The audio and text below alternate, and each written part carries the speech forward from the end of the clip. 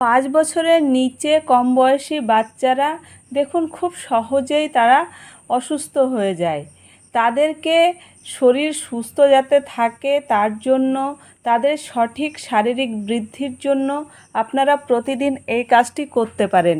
তাদের পুরো হাতে, ছোট্ট হাতে এইভাবে একটু প্রেসার করলেন হাত দিয়ে, কিংবা এইভাবে একটু চেপে ম্যাসাজ করে দিলেন।